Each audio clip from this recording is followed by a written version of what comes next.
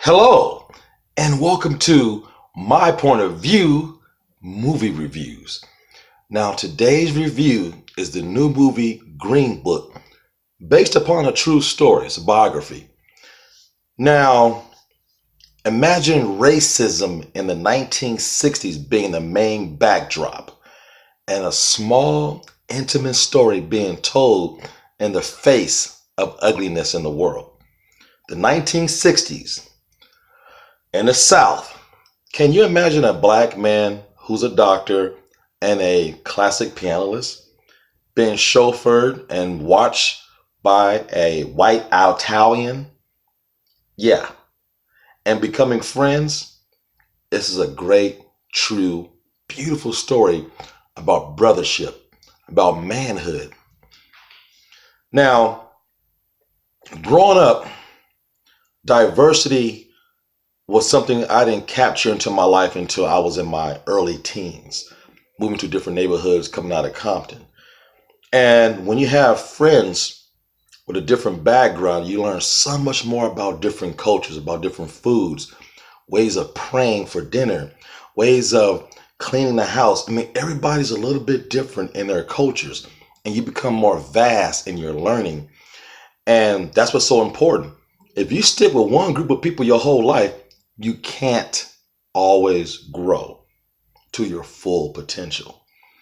Now, throughout the course of this movie, Vito Margerson and then you had Mahershala Ali clashing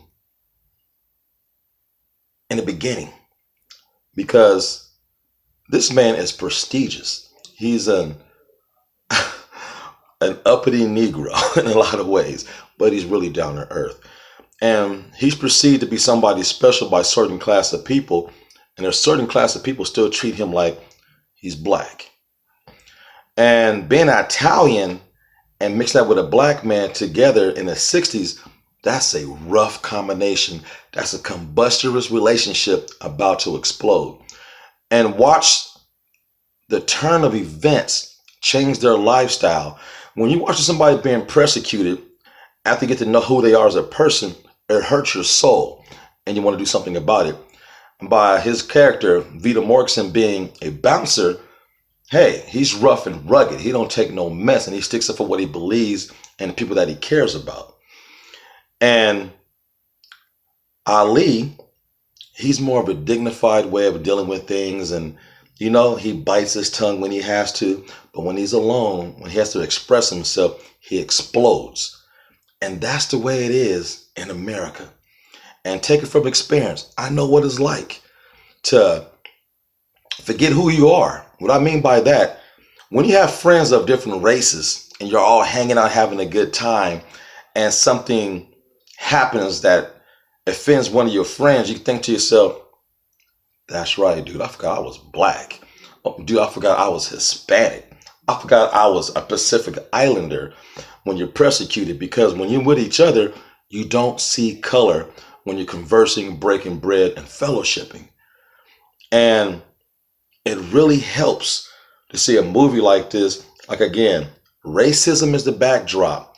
It's not in your face like Black Klansman, but it's there looming all the time. And watching this intimate story progress and progress while these two gentlemen, what it's all about, becoming friends, no matter what your background or nationality is. Hey, the more colors, the more better. Go support this movie. Embrace it. It'll make you a better human being. Spend those monies. It'll make you a better person. Support this film. It's a small indie film, but it's gaining some momentum. And I think it's going to make some noise this year at the Oscars. Well, it should. It's a great cast and a great message, and it's based upon a true story. What more can you ask for during Thanksgiving time? The time for giving, and the time for thankfulness, and the time to love thy neighbor. Hey, it's what it's all about.